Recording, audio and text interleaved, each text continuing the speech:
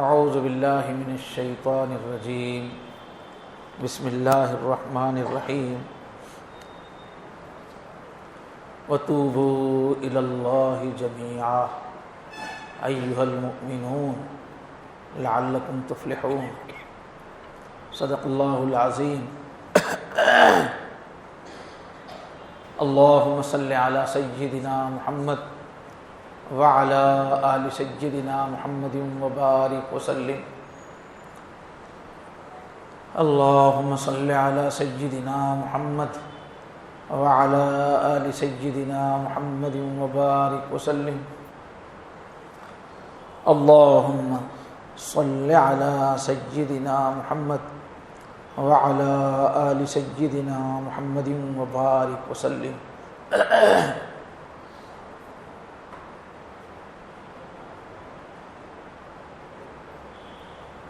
محترم بھائی ہو، عزیز ہو، بزرگ ہو، ہم جہاں جو حاضر ہوئے ہیں اللہ سے اپنی نسبت بنانے کے لیے حاضر ہوئے ہیں۔ جیسے مدرسوں میں جاتے ہیں حافظ بننے کے لیے، عالم بننے کے لیے، کالج جاتے ہیں گریجویٹ بننے کے لیے، بیعت کر کے سلسلے میں آتے ہیں نسبت والا بننے کے لیے۔ جو ڈگری حاصل کرنا ہے وہ کون سی ہے؟ نسبت۔ اللہ تعالیٰ سے ویسا تعلق بن جائے جیسے اللہ چاہتے ہیں۔ اللہ مجھے ویسا بندہ بنا دیجئے جو آپ کو پسند ہے، سچا تعلق، اللہ کی محبت، اللہ کی معرفت سے بھرا ہوا بندہ، اللہ کی محبت میں ڈوبا ہوا بندہ، اللہ کے ادب کی تصویر، تقوی، توکل، جو اللہ سے تعلق کے مختلف رنگ ہیں وہ سب آ جائیں۔ اس کے لیے ہم یہاں آئے، اللہ سے اپنے آپ کو جوڑ دینا۔ اس کے لیے صبح میں عرض کیا گیا کہ اب سے لے کے کل عصر تک بس دل کا تار اللہ سے جوڑ کے رکھنا۔ ابھی بھی بیان کے لیے ہم سن رہے ہیں نا، دل ہمارا اللہ کی طرف ہی ہونا چاہیے۔ اب ہم کو بیان کرنے سے پہلے جو نصیحت کی گئی ہے کہ ہم پہلے اللہ سے اپنا دل کا تار جوڑیں۔ بیان کرنے والا اگر نسبت ہے شیخ سے، خلیفہ ہے، تو اپنے شیخ سے تعلق جوڑے گا کہ اللہ کی طرف سے فیض آ رہا ہے، پیر صاحب کے قلب سے ہوتے ہوئے، اس عاجز کے قلب سے ہوتے ہوئے فیض آپ کے قلب میں جا رہا ہے۔ اب یہ میں کر کے بیٹھا ہوں، تو آپ کو بھی کیا کرنا ہے؟ اللہ سے تعلق جوڑنا ہے۔ کیسے جوڑنا ہے؟ شیخ کی محفل نہیں ہے تو راست اللہ کی طرف سے فیض آ رہا ہے، اللہ کی طرف سے فیض آ رہا ہے۔ کہاں سے آئے گا؟ مشائخ کے ذریعے سے آئے گا، قلوب سے۔ تو شیخوں کے شیخ کون ہیں؟ حضرت محمد صلی اللہ علیہ وسلم، حضور پاک کے قلب سے ہوتے ہوئے، سارے مشائخ کے قلب سے ہوتے ہوئے فیض، اللہ کی طرف سے روحانی فیض میرے قلب میں آ رہا ہے۔ یہ مراقبے کے وقت سوچتے ہیں۔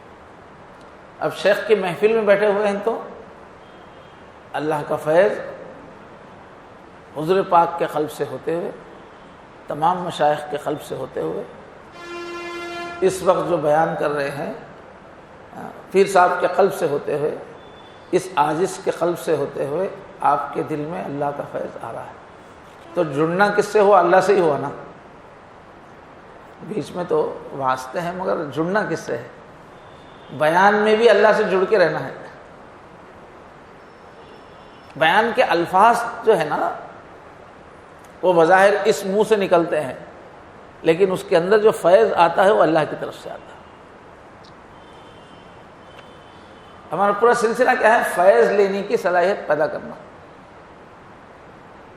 10 سبق تک جو ہے اپنا اینٹینا صحیح کرتے ہیں لینے کا، اس کے بعد سے 11ویں سبق سے لینا شروع کر دیتے ہیں، 9 سبق تک کرتے ہیں، 10ویں سے لینا۔ وہی ہمارا سلسلہ، دل سے لینا۔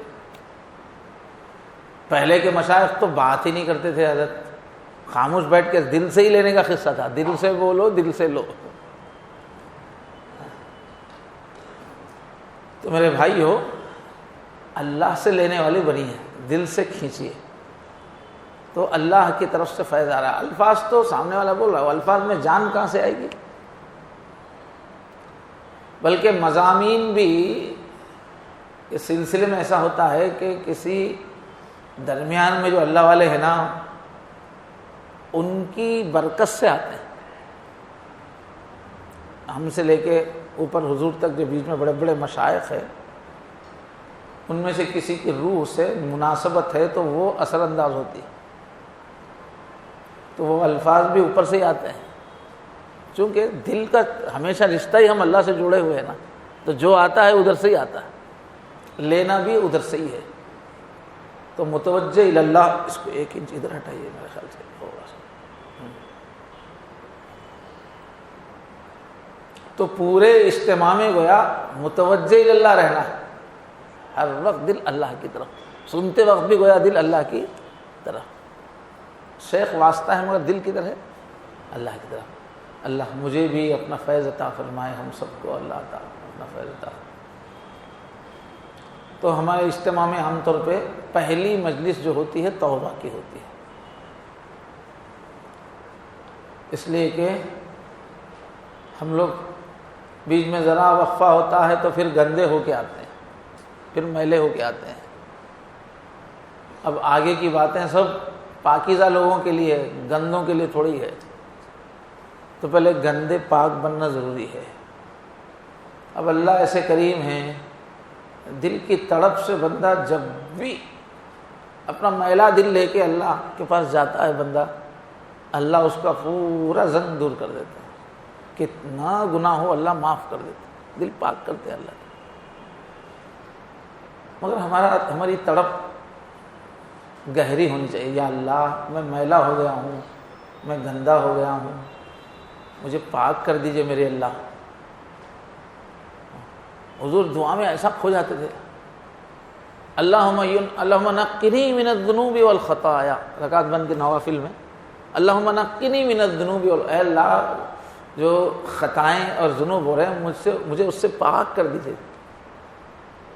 اتنے نہیں، رب کیا ہے؟ کما ینقی الثوب الابیض من الدنس، جس طرح سفید کپڑے کو دھبوں سے پاک کیا جاتا ہے، سفید کپڑے پہ دھبا بہت دکھ کے آتا ہے، سفید کپڑے کا دھبا پاک نہ ہوگا، اچھی طرح پاک کرنا پڑتا ہے۔ کما ینقی الثوب الابیض، سفید کپڑے کو جس طرح سے دھبوں سے پاک کیا جاتا ہے، اللہ ایسا پاک کر دے۔ اور سویا من الماء والثلج والبرد، اور جذبہ آ رہا ہے اللہ مجھے پاک کر، تو کیا بول رہے؟ پانی سے دھو دو اللہ، اولوں سے دھو دو اللہ، برف سے دھو دو اللہ، دھو کے پاک کر دو اللہ، کیسا تڑپ کے بول رہے۔ گندا رہنے کی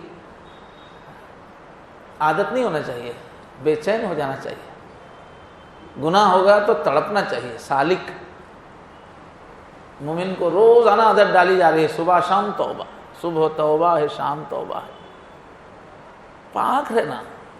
گناہ ہو گیا بے چین ہونا، جب تک رگڑ رگڑ کے دھو نہ لیں چین نہ آئے۔ اور سلوک کے راستے میں 10 مقامات آتے ہیں، اللہ والوں نے اپنے اپنے حساب سے تفصیل کی تو بہت بھی لکھا۔ علامہ ابن القیم کی کتاب مشہور ہے مدارج السالکین، عربوں میں بھی، عالم عرب میں بھی مقبول ہے، 4 جلدوں میں ہے، موٹی موٹی جلدوں میں، 4 حصوں میں،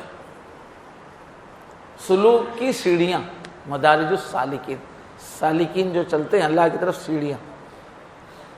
تو انہوں نے جو شرح لکھی ہے وہ منازل السائرین کی ہے، وہ منازل السائرین وہ ہے جن کی شیخ الاسلام عبداللہ انصاری کی ہے، وہ ان کی قبر پر 1 مہینہ چلا کر کے خواجہ معین الدین چشتی ادھر آئے تھے ہرات میں، ان کی قبر پہ پہلی مرتبہ جو ہندوستان آئے ہیں تو ان کی قبر پہ 40 دن تک بیٹھ کے پھر آیا، تو اس کی شرح لکھی ہے علامہ ابن القیم نے مدارج السالکین۔ تو تفصیل کرنے پہ آتے ہیں تو بہت مقامات بتایا جاتے ہیں، 1000 مقام بھی بتائے جاتے ہیں جو سلوک میں آتے ہیں، مختلف مقامات۔ مختصر کر کے ہمارے حضرت پیر صاحب نے 10 مقامات پہ کتاب لکھی ہے، مقامات سلوک۔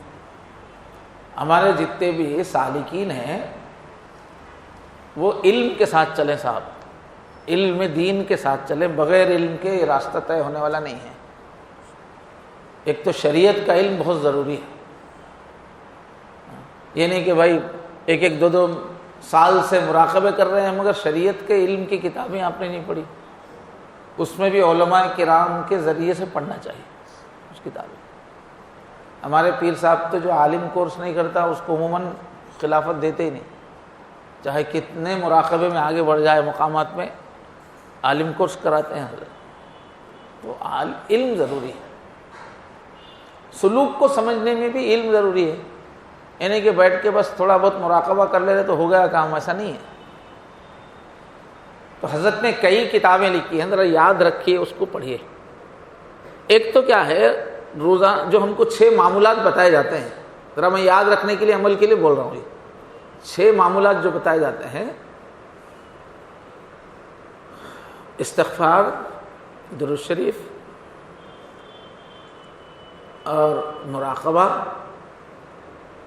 یہ تلاوت، مراقبہ اور شیخ سے تعلق۔ اس پر حضرت نے کتاب لکھی ہے معمولات نقشبندیہ۔ یہ کس کے پاس ہے؟ ہاتھ اٹھائیے، معمولات نقشبندیہ۔ ہاں، اور ہاتھ اٹھاؤ اونچا۔ ہاں، یہ دیکھو 0 ہو گئے، پہلے قدم پہ 0 ہو گئے۔ معمولات نقشبندیہ کے بغیر آپ مریدی نہیں ہوئے، بولے صاحب۔ روز جو آپ معمولات کر رہے ہیں وہ آپ نے سمجھے نہیں ہیں، اس کے فضائل نہیں معلوم ہیں، اس کی حقیقت نہیں معلوم ہے، تو کیا معمولات کریں گے صاحب؟ پہلا قدم ہے وہ معمولات نقشبندیہ۔ یہ جو 5 معمولات ہیں اس کے سلسلے میں احادیث، اس کی حقیقت اس میں بتائی گئی، وہ نہیں ہے تو کیا؟ معمولات نقشبندیہ سب کو لینا چاہیے، پڑھنا چاہیے، پڑھتے رہنا چاہیے بار بار، اس لیے کہ معمولات بار بار کرنے کی چیز ہے تو کتاب بھی وہ بار بار پڑھنا چاہیے۔ اس کے بعد حضرت نے جو ہے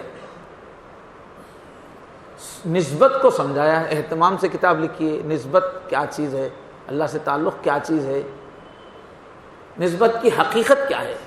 انشاءاللہ موقع ہوا تو آج کسی بیان میں بولیں گے، نسبت کے بارے میں بیان ہوگا۔ تعلق مع اللہ کس کو کہتے ہیں، وہ پھر اس کی مختلف خصوصیات کیا ہیں، امتیازات کیا ہیں، پھر اس کو پیدا کرنے کے اسباب کیا ہیں، اور نسبت کی حفاظت پھر کن چیزوں سے ہوتی ہے۔ اس سب پہ حضرت کی کتاب ہے رہے سلامت تمہاری نسبت۔ یہ کس کے پاس ہے؟ ذرا ہاتھ اٹھاؤ دیکھیں گے، رہے سلامت تمہاری نسبت۔ وہی لوگ دکھ رہے ہیں، ہاں ٹھیک ہے، رہے سلامت تمہاری نسبت۔ یہ کتاب بھی پڑھنا چاہیے، حضرت نے باضابطہ تصنیف کی ہے، یہ لکھنا ہے، پڑھنا چاہیے، بہت اچھا سمجھ میں آئے گی بات۔ اس کے بعد جو ہے کچھ چیزیں اپنے اندر سے ختم کرنے کی ہے، کچھ چیزیں اپنے اندر لانے کی ہے۔ جو چیزیں لانے کی ہے اس کو کہتے ہیں محمودات۔ حضرت تھانوی کی کتابیں پڑھیں گے تو محمودات کے نام سے ملے گا، امام غزالی کے پاس پڑھیں گے تو محمودات۔ اور جو چیزیں نکالنے کی ہے مذمومات۔ ایک جلد لکھی ہے امام غزالی میں نکالنے والی چیزوں پہ، ایک جلد لکھی ہے جو چیزیں لانی ہیں، اتنی موٹی جلد ہے۔ جو چیز لانے کی ہے وہ ایک جلد ہے، جو نکالنے کی ہے وہ ایک جلد ہے۔ مہلکات، منجیات بھی بولتے ہیں، منورات بھی بولتے ہیں، منورات باطنی، جو چیزیں لانے کی ہے۔ خیر، کچھ چیزیں لانے کی ہے، کچھ چیزیں نکالنے کی ہیں۔ تو جو چیزیں نکالنے کی ہے اس کو حضرت نے بہت آسان زبان میں لکھا ہے مہلک روحانی امراض۔ وہ سب کے پاس رہنا ضروری ہے۔ سب سے پہلا جو ہمارا سبق چلتا ہے، جو ہم دل کی طرف مراقبہ کرتے ہیں، تو اس میں شہوت اور غفلت سے چھٹکارا پانا ہے، شہوت۔ تو جن دنوں میں ہم پہلا سبق کر رہے ہیں ان دنوں میں ہم شہوت کا مضمون پڑھ لیں تو اچھا ہے نا۔ مہلک روحانی بیماریوں میں جو شہوت کا جو مضمون ہے اس میں قرآن اور حدیث کی روشنی میں اس کو حضرت نے اچھا سمجھایا ہے، اس کو نکالنے کی تدبیریں بھی حدیثوں سے بیان کی ہیں۔ تو جب پہلا سبق ہم کر رہے ہیں جو جس کی تاثیر ہے شہوت کو کنٹرول کرنا، تو ہم مہلک روحانی امراض میں سے پڑھ کے اس پہ بھی مشق کریں، عمل کریں اس کے اوپر۔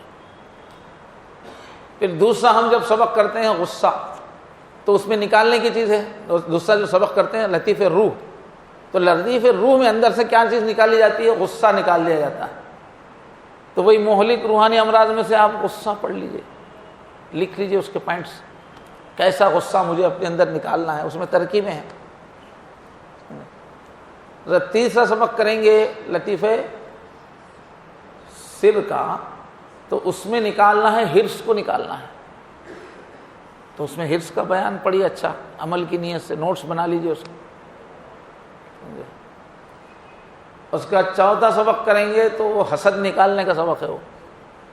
تو انہی دنوں میں پہلے ہی پڑھ کے رہنا چاہیے، ان دنوں میں خاص طور پہ پھر سے عمل کی نیت سے پڑھنا چاہیے۔ حسد کو اچھی پڑھ کے اپنے اندر سے اس کے نکالنے کے طریقے ہیں وہ نکال۔ پھر تکبر، پانچواں سبق۔ تو حضرت نے مستقل کتاب لکھی ہے، بہت مواد اس میں ہے، اس میں پورا علم ہے اس چیز کا، اس کو نکالنے کے طریقے۔ تو اس میں اس پہ بھی ایک بیان کرنے کا ارادہ ہے کہ جو نکالنے والی چیزیں ہیں۔ موقع ملے تو اس لیے کہ ماشاءاللہ حضرت کے اور بھی خلفاء نے اپنے کرم سے وقت دیا ہے، تو اس سے بھی استفادہ کرنا ہے۔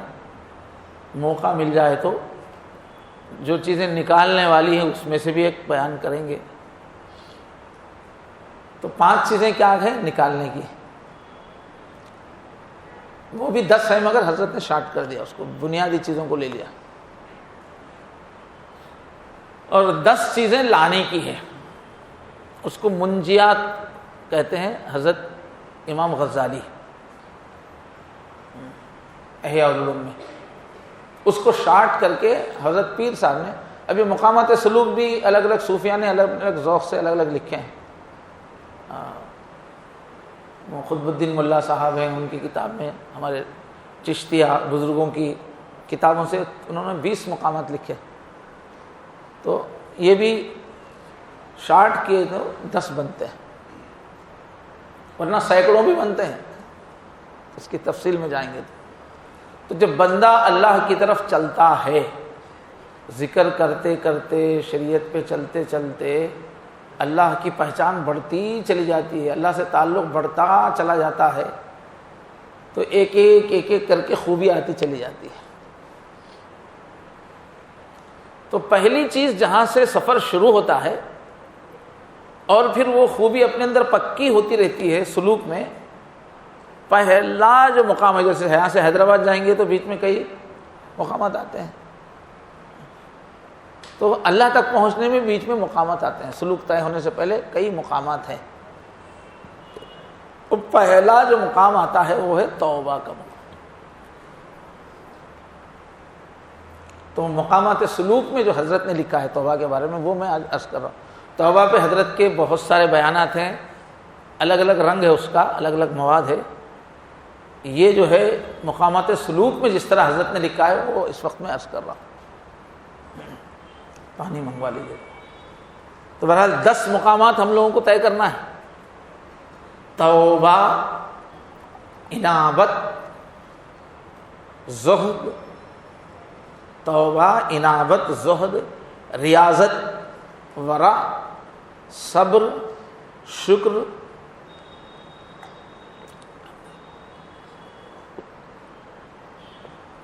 توکل، تفویض، رضا، 10 مقامات طے کرنا ہے۔ ابھی ہم اسباق کرتے جائیں گے تو ولایت کبریٰ کے اسباق جب ہوں گے 16 کے آگے کے، اس میں جا کے یہ مقامات حاصل ہوتے ہیں، اب سے شروع ہو جاتے ہیں۔ دوسرے سلاسل میں ان مقامات پہ مستقل الگ سے محنت کروائی جاتی ہے، اس کے لیے مجاہدات کروائے جاتے ہیں، اعمال دیے جاتے ہیں، مگر سلسلے نقشبندیہ میں اس کو جو مراقبے کا جو نظام ہے اسی میں ضمناً ہو جاتا ہے، الگ سے جو ہے نہیں بتایا جاتا ہے، لیکن خود بخود ہو جاتا ہے۔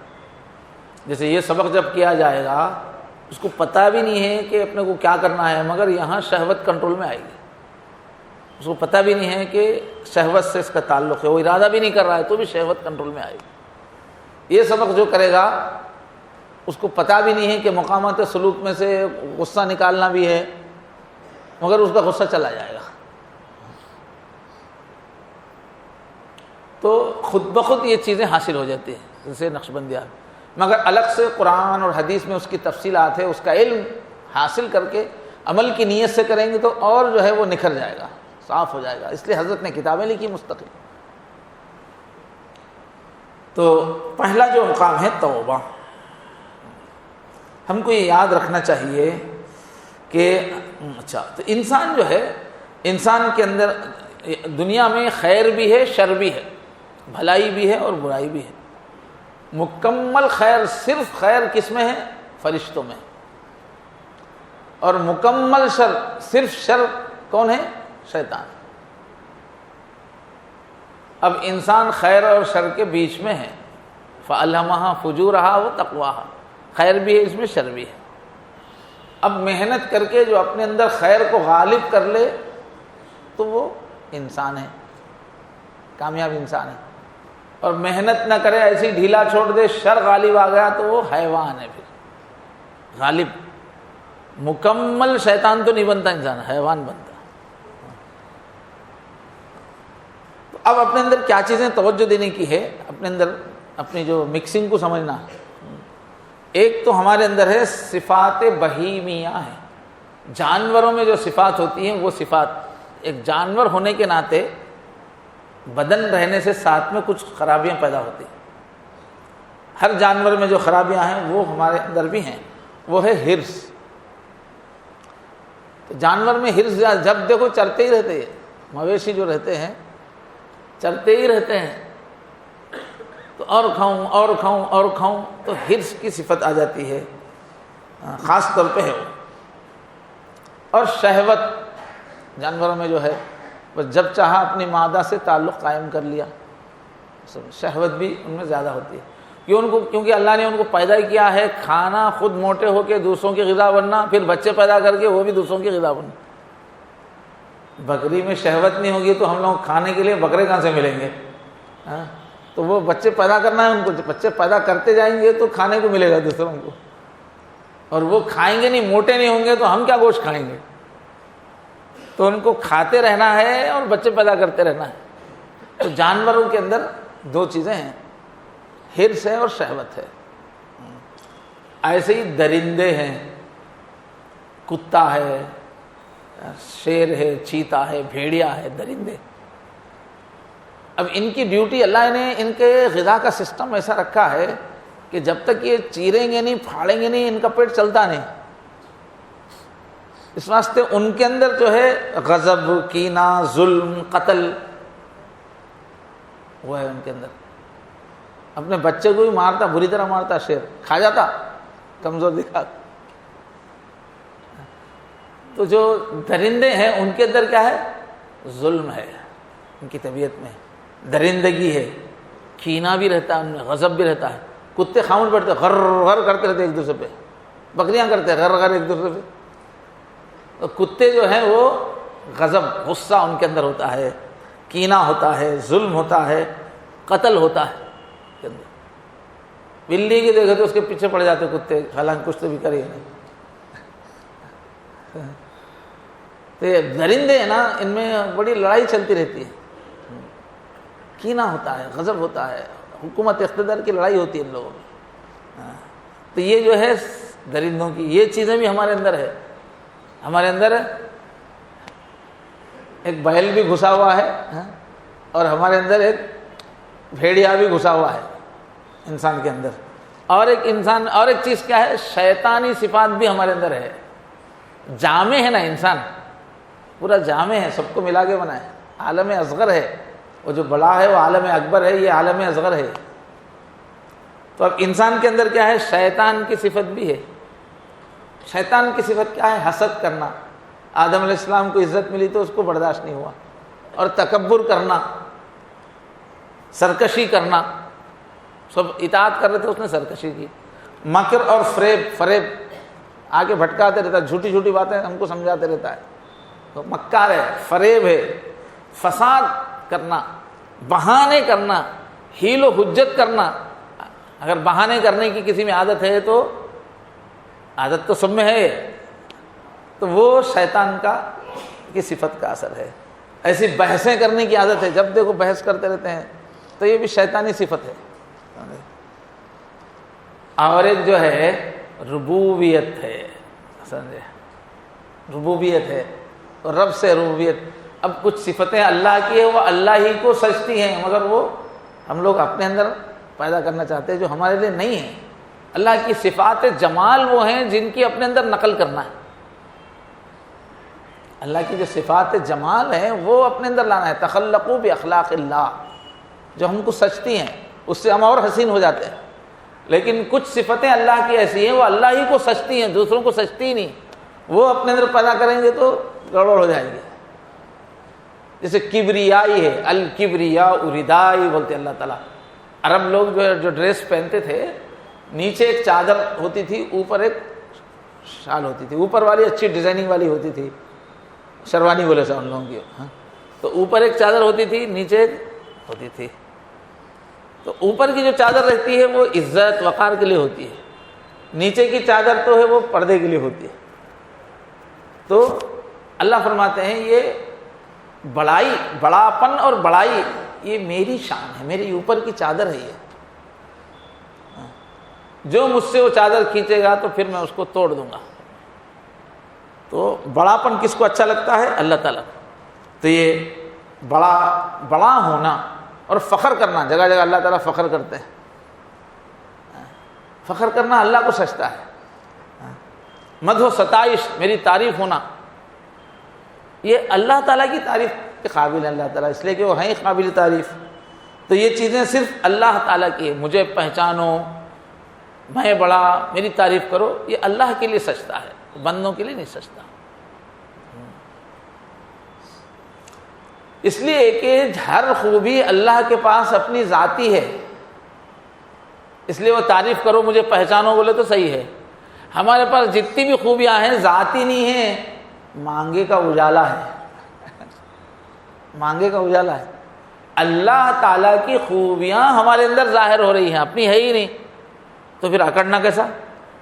اللہ کی جو بھی چیزیں اللہ کی اپنی ہیں، اس لیے فخر اللہ کر سکتے ہیں، ان کی شان ہے. ہماری ہے ہی نہیں.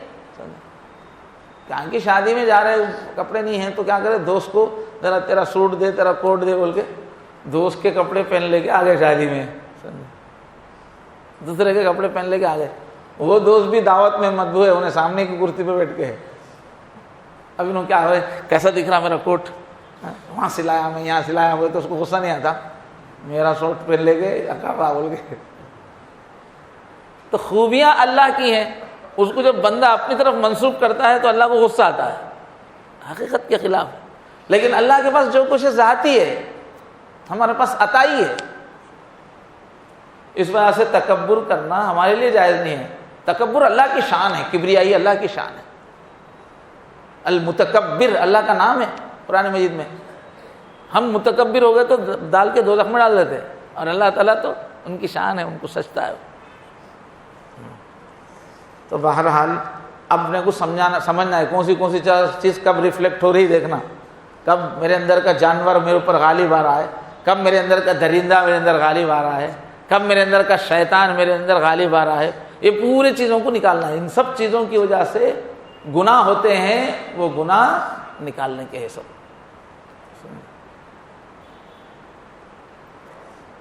ایک بات یاد رکھنے کی ہے کہ گناہ بغیر سزا کے جاتا نہیں. گناہ کی سزا ہوتی ہے. اگر توبہ نہیں ہوئی ہے تو سزا ہی ہوتی ہے، پھر خالی نہیں جاتا گناہ. چاہے کتنی چھپا کے گناہ کیا جائے، کتنی مہارت سے گناہ کیا جائے کہ کسی کو پتہ ہی نہ چلے، یا اتنے بڑے مقام پہ پہنچ گئے کہ کوئی کچھ بول ہی نہیں سکتا، اس پوزیشن کا غلط استعمال کرتے ہوئے غلطی کر رہے ہیں، اور سمجھ رہے کہ کون مجھے کیا کرتا. کسی بھی حال میں گناہ آدمی کرتا ہے، یہ وہ زہر ہے جس کا نتیجہ ظاہر ہوتا ہے. اس واسطے گناہ کر کے مطمئن نہیں ہونا چاہیے، گناہ کا برا اثر ضرور ہوتا ہے، اس لیے گناہ توبہ کی فکر کرنی چاہیے۔ تو گناہ سے کیا نقصانات ہوتے ہیں؟ نمبر 1 جو نقصان کم سے کم جہاں سے شروع ہوتا ہے نا، عبادت کی لذت، دعاؤں کی لذت چھین لیتے اللہ تعالیٰ گناہ کرنے والے سے، وہاں سے اسٹارٹ ہوتا ہے معاملہ۔ اچھا ہے، نیک آدمی ہے، متقی آدمی ہے، سب ہے، گناہ ہو گیا، اب کہاں سے ہوگا نقصان؟ رات میں جو تہجد میں دعا دل لگتا تھا، اکیلے میں جو دعا میں رونا آتا تھا، وہ بند ہو جائے گا۔ پہلا قدم ہے یہ حضرت داؤد سے فرمایا، یا داؤد ان ادنا ما اسمع بالعبد اذا آثر شہوتہ علی طاعتی۔ داؤد، اللہ تعالیٰ حضرت داؤد سے کہہ رہے ہیں کہ سب سے چھوٹی سزا، جو سب سے چھوٹا جو میں کام کرتا ہوں، جب بندہ شہوت کو میری اطاعت کے بجائے خواہش کو پوری کرتا ہے، گناہ کرتا ہے، بجائے میری بات سننے کے خواہش کی بات سنتا ہے، تو کم سے کم میں کیا کرتا ہوں؟ ان احرمہ لذیذ مناجاتی، تو میں اپنی مناجات کی لذت اس سے کھینچ لیتا ہوں۔ اب تکبیر اولیٰ چھوٹنا شروع ہو جاتی ہے، پھر نماز میں مزہ نہیں آ رہا تو نماز میں دیری شروع ہو جائے گی۔ تکبیر اولیٰ، جو تکبیر اولیٰ سے پڑھتا تھا، تکبیر اولیٰ جاری، اس کے بعد پھر بھی جلدی توبہ نہیں کیا، گناہ کرتا گیا، تو اب جماعت چھوٹنا شروع ہو جاتی ہے، بغیر جماعت کے نماز ہو رہی ہے، وقتاً فوقتاً جماعت چھوٹ رہی ہے۔ اب ایسے ہی کرتا جائے گا تو اور گناہوں میں پھنستا چلا جائے گا۔ تو گناہ جو ہے بغیر اثر دکھائے کے کہیں جاتا نہیں۔ حضرت نے لکھا کہ بنی اسرائیل کا ایک عالم تھا، ایک شخص اچھا نیک آدمی تھا، عالم تھا، دین کی خدمت کرنے والا تھا، بڑا مقام تھا، ایک گناہ کے اندر ملوث ہو گیا، اور وہ گناہ ہو رہا ہے، 1 سال گزر گیا۔ چونکہ عالم آدمی تھا تو اس نے غور کیا کہ بھئی میرا حال کیا ہے، تو دیکھا کہ ماشاءاللہ کچھ نقصان نہیں ہو رہا ہے، گناہ 1 سال سے ہو رہا، مگر اللہ مجھے ذلیل نہیں کیے، میری بے عزتی نہیں ہوئی، مجھ سے مختلف کوئی نقصان کچھ بھی نہیں ہوا دنیا میں۔ تو ایک دن اس نے شکر کیا، یا اللہ آپ کتنے کریم ہیں، یہ گناہ لگ کے میرے ساتھ 1 سال ہو گیا، آج تک جو ہے میری گرفت نہیں ہوئی، پکڑ نہیں ہوئی، ذلت نہیں ہوئی، اللہ مجھے ایسے ہی آپ عزت کے ساتھ لے کے چل رہے ہیں، وہی لوگوں کے سلامہ ویسے ہی چل رہے، مسافے ویسے ہی چل رہے، اور ہر چیز ویسی برقرار ہے، کوئی چیز تبدیلی نہیں آئی۔ تو ان کے دل پہ اللہ نے بات ڈالی کہ بندے تم غور نہیں کر رہے ہو، جب سے تم نے گناہ شروع کیا ہے تمہاری تہجد کی لذت میں نے چھین لی ہے، تم کو رات میں رونا نہیں آ رہا ہے، کہ دل میں محروم ہو گیا۔ ایسا نہیں کہ بغیر اثر کے کوئی گناہ نہیں جاتا، اثر ڈالتا ہے اپنا، سعید الخاطر سے لیا ہے۔ تو بعض لوگ کہتے ہیں بھئی مجھے رونا نہیں آتا، تو رونا نہیں آتا تو بہت بڑا نقصان ہے، قسمت پہ رونا چاہیے۔ پھر رونا نہیں آتا، کیوں رونا نہیں آتا؟ جب دل میں اللہ کی عظمت ہوگی تو کیوں رونا نہیں آئے گا؟ جب آخرت کے عذاب کا یقین ہے تو کیوں رونا نہیں آئے گا؟ جب قیامت کا ڈر ہے تو قیامت کے مناظر سے کیوں نہیں رونا آئے گا؟ یقین ہے تو کیوں نہیں آئے گا؟ تو رونا نہ آنا یہ بڑی مصیبت ہے۔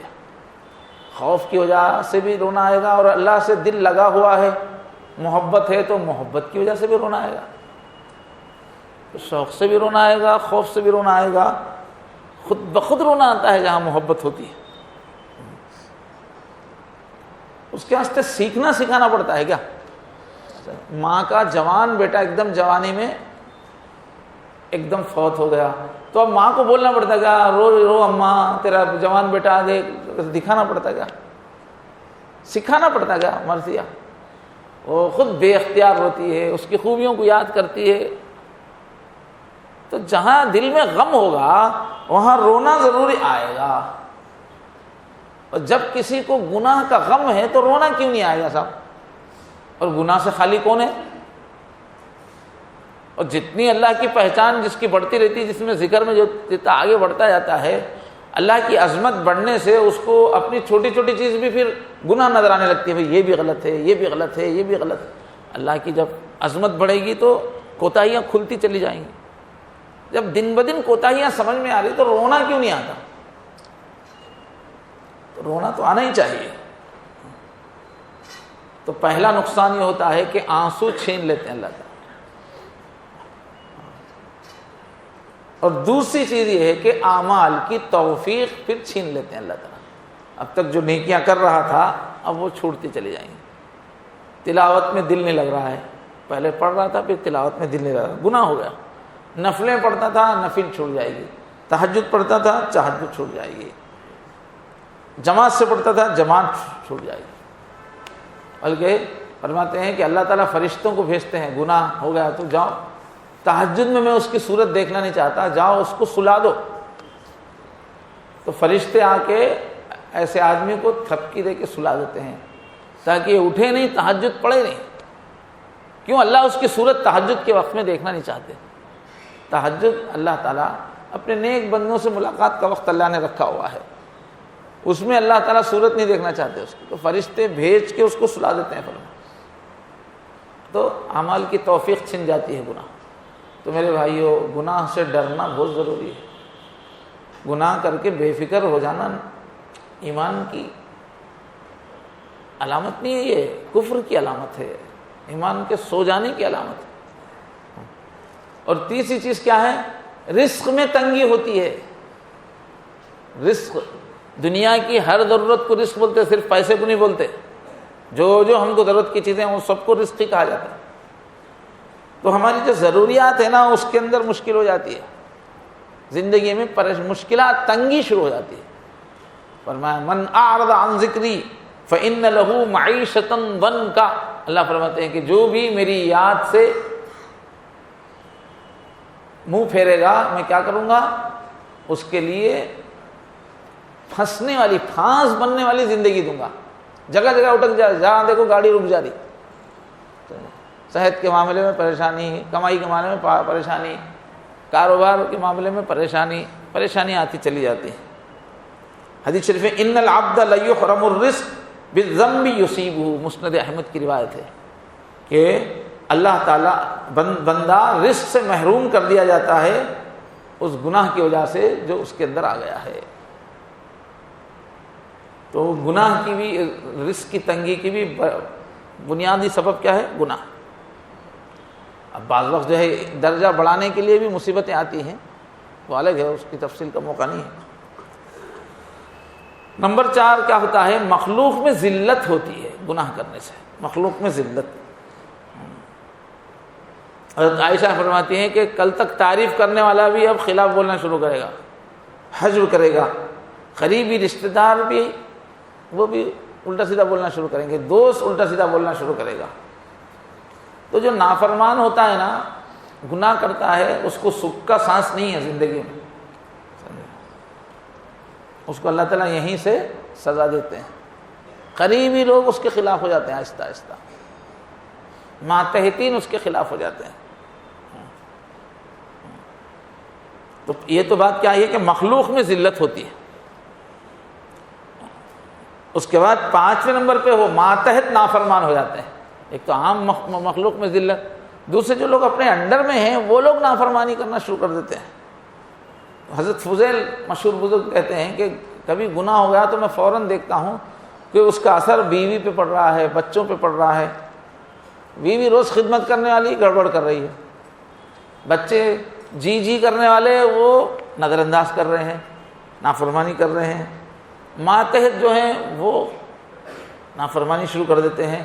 وہ کہتے ہیں کہ یہاں تک کہ سواری کا جو جانور ہے اس میں بھی میں فرق دیکھتا ہوں. جس گھوڑے کو میں استعمال کرتا ہوں، جس سواری کو گناہ ہوتا ہے تو اس کا بھی رنگ ڈھنگ بدل جاتا ہے، اس کی فرما برداری بھی بدل جاتی ہے. حضرت سلیمان علیہ السلام بہت بڑے بادشاہ، نبی بھی تھے، بادشاہ بھی تھے، ہوا پر بھی ان کی حکومت تھی. تو ایک دن اچھے کپڑے انہوں نے پہنے اور کپڑوں پہ نظر پڑ گئی تو تھوڑا کپڑوں کے بارے میں کھو گئے اس کے اندر. کیا کپڑے ہیں مست، اپنے کپڑے جو ہے اچھے لگنے لگے. ایک دم ہوا چلی اور وہ جو ہے ان کا جو جبہ ہے وہ اڑ گیا. تو ہوا چونکہ ان کی فرما بردار تھی، ان کو غصہ آ گیا، روز ادب کرنے والی آج میرا جبہ اڑا رہی ہے ہوا،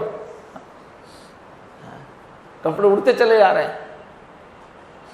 تو انہوں نے ہوا سے کہا کیوں یہ کیا کر رہی ہے؟ تو بولے روز ادب سے رہنے والی ہوا کیا کر رہی ہے؟ تو ہوا نے جواب دیا کہ جو اللہ کی فرما برداری کرتا ہے ہم بھی اسی کی فرما برداری کرتے ہیں.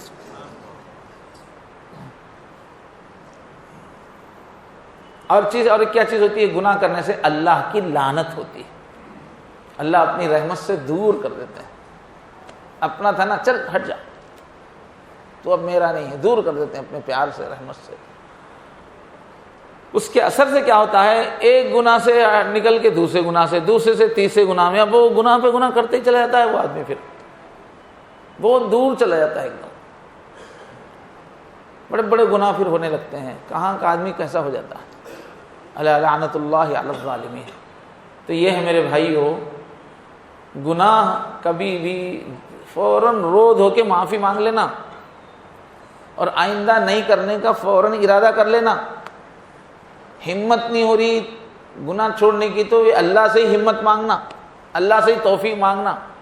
لیکن گناہ کر کے بے فکر نہیں رہنا کہ چل جاتا، اس لیے کہ گناہ زہر ہے جو اثر ضرور کرے گا.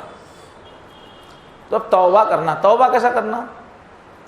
توبو الی اللہ توبۃ نصوحا بولے اللہ تعالیٰ. کیسی توبہ کرو؟ خالص توبہ کرو، کچی پکی ڈھیلی پھسپھسی مکس والی نہیں، خالص توبہ کرو، توبۃ نصوحا. تو حضرت عمر رضی اللہ عنہ سے پوچھا گیا کہ توبۃ النصوح کون سی ہے؟ خالص توبہ.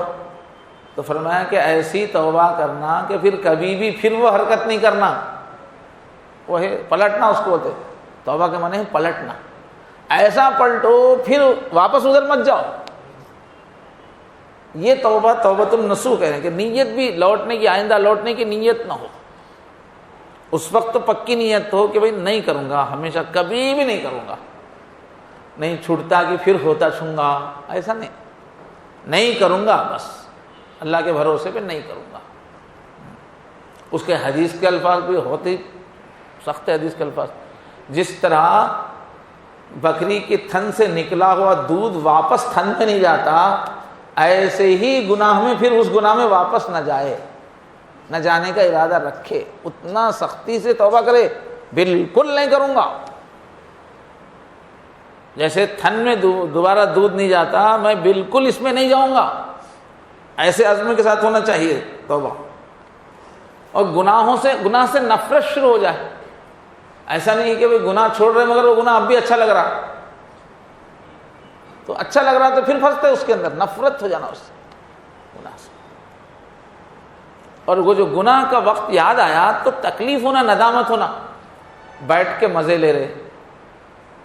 اب تو گناہ چھوڑ دیے مگر 10 سال پہلے کے گناہ بیٹھ کے ہاں ایسا فون کرا تھا، انہیں ایسا بولی تھی، میں ایسا بولا تھا، فلاں موقع پر پی کے اچھا مست ناچا تھا میں بول کے مزے لے رہے. تو گناہ یاد آئے تو ندامت ہو، تکلیف محسوس ہو. یہ نہیں کہ گناہ سے آدمی بعد میں محبت رکھے، لذت لے. اور یہ بھی دل میں یاد رکھنا چاہیے کہ گناہ جو ہے بہت ہی ایک بدصورتی کی چیز ہے، گندی چیز ہے، بلکہ آدمی کی روحانی اعتبار سے شکل بدل جاتی ہے. فرمایا ابھی جو گناہ کی بات آئی نا، غصہ ہے، یہ درندوں کی صفت ہے. جو زیادہ غصہ کرتا رہتا ہے، کینہ رکھتا ہے، اس کی روح کتا بن جاتی ہے، اس کی روح کی شکل کتے کی، بھیڑیے کی ہو جاتی ہے. جو ایسی عادت ڈال لیتا ہے کہ جب دیکھو ہرس، کھانے کی ہرس، یہ چیز فلاں چیز کی ہرس، بہت زیادہ ہرس میں چلا جاتا ہے تو اس کی روح کی شکل سور کی ہو جاتی ہے. کشف والوں کو نظر آتا ہے یہ کیا سوراں بیٹھے ہوئے ہیں، پریشان ہو جاتا کشف والا. تو یہ گناہ ہمارے اس کو بدل دیتے ہیں، صورت کو، روحانی صورت کو. گندے ہوتے ہیں گناہ، بس صورت ہوتے ہیں، گندی چیز ہے گناہ. ایک مرتبہ حضرت عائشہ رضی اللہ تعالیٰ عنہ ام المومنین کی زبان سے ایک عورت کے بارے میں نکلا، وہ گڈی آئی تھی بولے، انہیں آئی تھی گڈی بول کے بولے. تو حضور ناراض ہو گئے. ایک مدت تک ناراضگی کی وجہ سے بات نہیں کی حضور نے. تنبیہ کے لیے۔ اس کے بعد فرمایا عائشہ تم نے جو کہا نا لفظ گڈی، تم کو پتا ہے اس میں کتنی سڑان ہے، گندگی ہے، اگر سمندر میں اس کو ملا دیا جائے تو سمندر سڑ جائے گا، اللہ مزجت ہو۔ تو گناہ میں گندگی ہوتی ہے، ناپاکی ہوتی ہے، اس واسطے اس کو چھوڑنے کا پکا ارادہ ہونا چاہیے۔ اور پھر جو گناہ ہو گیا اس کے بارے میں مسلسل استغفار کرتا رہے، اللہ معاف فرما، اللہ معاف فرما۔ تو رونا، تڑپنا، دوبارہ کہیں نہ ہو جائے یہ گناہ، اس سے ڈرتے رہنا، یہ ضروری ہے۔ یہ نہیں کہ بے فکر ہے پھر تڑپتے رہنا، یا اللہ کیا میرے سے غلطی ہو رہی ہے، اور جو ہے دوبارہ کہیں گناہ نہ ہو جائے، چوکنا رہنا۔ اور پھر بری صحبت سے بچنا، جس ماحول میں رہ کے وہ گناہ ہوا ہے اس ماحول سے اپنے کو ہٹا لینا، اور اس کی تلافی کے طور پر نیک لوگوں کے پاس بیٹھنا شروع کر دینا۔ یہ پورے انتظامات کرنا ہے اپنے آپ کو گناہ سے بچانے کے لیے۔ یہ ہے سچی توبہ۔ یہ سب کریں تو آدمی واقعی پلٹا بولے صاحب، ورنہ وہ پورا پلٹا نہیں ہے، ابھی صرف دعا کر لینا کافی نہیں، یہ سب چیزیں کرنا ضروری ہے۔ اللہ میرے لیے آسان فرمائیے، آپ کے لیے آسان فرمائے۔ اور گناہ ہوتے ہی فوراً توبہ کرنا۔ اچھا ایک ترتیب ہے، دیکھو کل ہی وہ تفسیر میں بات آ گئی تھی ایسی۔ سب سے پہلے تو اپن کہاں سے چوکنا رہنا کہ گناہ کا خیال تو نہیں آ رہا ہے، وہ چوکنا رہنا ہر وقت، اپنے دماغ کو خالی نہیں چھوڑ دینا۔ یہ وہ چیزیں دیکھ رہے ہیں، ان کی باتیں سن رہے ہیں جن کی وجہ سے دماغ میں وسوسے آ سکتے ہیں، ویسی جگہ جا رہے ہیں، ایسا نہیں ہونا۔ یہ پورے راستے بند رکھنا جس سے گناہ کا خیال آتا ہے۔ اور دماغ میں کوئی غلط خیال آتے ہی، گناہ کا خیال آتے ہی فوراً چمک جانا کہ یہ شیطان آ گیا ہے، یہ میرا خیال نہیں ہے، شیطان نے میرے اندر ڈال رہا ہے۔ فوراً وہاں سے چوکنا ہو کہ حضور نے سکھایا اعوذ باللہ پڑھنا، فاستعذ باللہ من الشیطان، اپنے خیالات پہ کنٹرول کرنا، فوراً شیطان کو بھگانا، وہاں سے عمل کرنا تو دور کی بات، خیال آتے ہی اس کو بھگاؤ اعوذ باللہ پڑھ کے۔ اچھا اس کے بعد گناہ سے بچنا ہے، اور گناہ ہو گیا تو کیا ہے، فوراً توبہ کرنا، دیر نہیں کرنا اس میں۔ اچھا گناہ کا خیال ہی نہ آئے، اس کے واسطے ذکر کی کیفیت میں رہنا۔ جو وقوف قلبی کی کیفیت میں رہے گا، ذکر کی کیفیت میں رہے گا تو شیطان قریب نہیں آئے گا، شیطان قریب نہیں آئے گا تو گناہ کا وسوسہ نہیں آئے گا، وسوسہ آ گیا تو فوراً اعوذ باللہ، اور غلطی ہو گئی تو فوراً توبہ۔ توبہ میں دیر نہیں کرنا چاہیے، اس لیے کہ یہ جو گناہ لکھنے والا فرشتہ ہے تھوڑی دیر انتظار کرتا ہے، اچھا خاصا ٹائم انتظار کرتا ہے، لکھتا نہیں ہو، نیکی کا فرشتہ لکھنے نہیں دیتا، ارے نیک آدمی ہے، ہو گئی غلطی، ٹھہر بولتا۔ تو ایک تو گناہ کا ایک جوش شیطان، آدمی جوش میں آ کے کر دیا، فوراً توبہ کر لیا، ہوش آتے ہی فوراً توبہ کر لیا، نہیں کروں گا یا اللہ، نہیں کروں گا، معاف کروں گا۔ اس کے واسطے الگ وہ مسجد میں جا کے نماز پڑھ کے جب ہی کروں گا بول کے نہیں رہنا، پہلے ایک سمپل قسم کی توبہ جلدی کرنا، کھڑے کھڑے چلتے چلتے ہی کر لینا، جیسے احساس ہو گیا ارے میں کیا کیا، اسی وقت یا اللہ معاف فرماؤ۔ پھر جا کے آرام سے بیٹھ کے کرنے کا الگ ہے، لیکن جب کا جب توبہ کر لینا، یا اللہ یہ غلطی ہو گئی مالک، آئندہ نہیں کروں گا، تو وہ اپنا جو ریکارڈ ہے وہ خراب نہیں ہوتا۔ ہماری جو سروس بک ہے نا اس میں چڑھتا ہی نہیں وہ گناہ سے پاک رہتا ہمارے عمل نام، فوراً توبہ کر لینا چاہیے۔ اور کہتے ہیں کہ گناہ کر کے جلدی نہ توبہ کرنا یہ اور ایک گناہ ہے، جلدی توبہ نہیں کرنا کیا ہے، یہ اور ایک گناہ ہے، ڈبل ہو گیا گناہ تاخیر سے۔ اور ایک ترکیب کیا سکھائے ہیں، اتبع السیئۃ الحسنہ، کہ اگر گناہ ہو گیا تو معافی تو مانگ لیتے ہیں، اس کے فوراً پیچھے ایک نیکی کر ڈالو۔ قرآن مجید میں ہے ان الحسنات یذہبن السیئات ذالک ذکریٰ للذاکرین، نیکیاں برائیوں کو چلتا کر دیتی ہیں، یہ یاد دہانی ہے سمجھدار لوگوں کے لیے۔ تو کیا کرنا ہے، گناہ ہو گیا تو خالی توبہ کر کے نہیں رہنا، اس کے بدلے میں نیکی بھی کرنا۔ تاکہ اب ورق ادھر مڑو یا تو کیا کرتے پھر سیدھا کرتے گا، پھر الٹا ادھر مڑے تو ٹھیک ہوتا انہیں. تو برائی کے بدلے میں کیا کرنا ہے؟ پھر نیکی بھی کرنا ہے تاکہ اس کا اثر ختم ہو جائے. اب گاڑی کو ٹکر لگ گئی، ذرا ٹھسا پڑ گیا، سوراخ، تو اس کو سیدھا کرنے کے بعد پھر پینٹنگ بھی کرنا پڑتا نا، نہیں تو دھبا رہ جاتا نا. اس واسطے برائی چھوڑ کے فوراً نیکی اس کی جگہ کریں تاکہ وہ فل اپ ہو جائے. اتبع السیئۃ الحسنۃ سیئۃ الحسنہ. اب کیا ہوتا ہے؟ اللہ کا اصول کیا ہے؟ برائی کا تو اللہ تعالیٰ ایک ہی گناہ لکھنے دیتے ہیں، نیکی ایک کریں گے تو 10 نیکی لکھواتے ہیں اللہ تعالیٰ. الحسنۃ بعشر امثالھا، 10 گناہ دیتے ہیں. تو اگر گناہ کے بعد ہم نیکی کر لیں تو اللہ تعالیٰ کیا کرتے ہیں؟ وہ گناہ بھی میٹ کر 10 نیکی لکھواتے ہیں. اس واسطے سے ایک حدیث حضرت نے نقل کی ہے کہ بندہ جو ہے 5 گناہ ہو گئے، توبہ ہو گئی، اور اس کے بعد نیکی کیا تو اللہ کیا کرتے ہیں؟ وہ 5 گناہ کو معاف کر دیتے ہیں اور 5 نیکیاں لکھا دیتے ہیں اس کی جگہ. لیکن یہ حساب سے ایسا مت چلو کہ ایک نیکی کرا تو اب 10 گناہ کرتا ہوں، پھر ایک نیکی کرتا ہوں، پھر 10 گناہ کرتا ہوں. یہ بہت خطرناک ہے، اس لیے کہ گناہ سے بعض وقت دل سخت ہو کے وہ اور گناہ میں ڈالتا اور ایمان چلے جانے کا خطرہ رہتا. اس واسطے ایک گناہ ہوتے ہی تڑپ کے معافی مانگ لینا فوراً.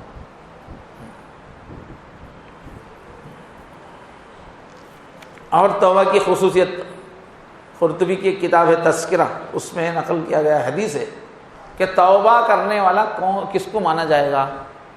فرما رہے ہیں مل ولم یرضى خصماءہ، کسی سے لڑائی جھگڑا ہوا تھا، بیوی سے، بچوں سے، خاندان والوں سے، پڑوسیوں سے، جب تک ان کو راضی نہیں کرے گا وہ توبہ کرنے والے میں شمار نہیں. اپنی جگہ توبہ کر لی ہے، دوسروں سے لڑ لیے تھے، ان کو راضی نہیں کیے، صرف توبہ کر لیے تو توبہ نہیں ہے. یہ جن سے لڑائی ہوئی تھی، بحث ہو گئی تھی، ان کو راضی کرنا ہے. ولم یغیر لباسہ، لباس بھی نہیں بدلا. اس لائن کا گناہ ہوا تھا جس میں لباس کا تعلق ہے تو لباس بھی نہیں بدلا. ولم یغیر مجلسہ، اپنی بیٹھنے کی جگہ بھی نہیں بدلا. جہاں رہنے سے گناہ ہو رہے تھے وہیں رہ رہا تو وہ بھی توبہ کرنے والا نہیں ہے. ولم یغیر نفقتہ، اپنا خرچ کا سسٹم نہیں بدلا تو وہ بھی توبہ کرنے والا نہیں. مثلا فضول خرچے کی لائن کا گناہ ہو گیا تھا، اسراف کا گناہ ہو گیا تھا، تو اب فضول خرچی چھوڑنا. توبہ کر لیے پھر فضول خرچی چل رہی، خرچ کا اسٹائل نہیں بدلا ابھی تو توبہ نہیں کیا. اپنا خرچ کا انداز بدل دے. وہ زینتہ، اپنا میک اپ بدل دے، اپنے کو سجنا دھجنا جو ہے اس کو بدل دے. اس لائن کا اگر گناہ ہے سج دھج کی وجہ سے ہوا ہے تو اپنے سج دھج میں چینج کرے، اس کو تھوڑا سادہ کرے. وہ فراشہ، اپنا بستر جب تک نہ بدلے. بستر سے متعلق گناہ ہے تو بستر ہونے اس جگہ جہاں سونے سے گناہ ہوا تھا اس جگہ سونا بند کر دے. وہ وسادہ، اپنا تکیہ جب تک نہ بدلے اس وقت تک وہ توبہ کرنے والوں میں شمار نہیں ہے. ولم یوسی خلقہ وقلبہ وکفہ، وہ آدمی بھی توبہ کرنے والا نہیں ہے جو اپنے اخلاق کو وسیع نہ کرے. اخلاق کی لائن کا گناہ ہو گیا تھا تو اس کا علاج کیا ہے؟ اپنے اخلاق وسیع کرنا، ہر ایک کے ساتھ اچھے اخلاق اختیار کرنا. ایسے ہی اپنا دل وسیع رکھنا، کسی کے بارے میں بدگمانی نہیں، دشمنی نہیں، دل وسیع رکھنا.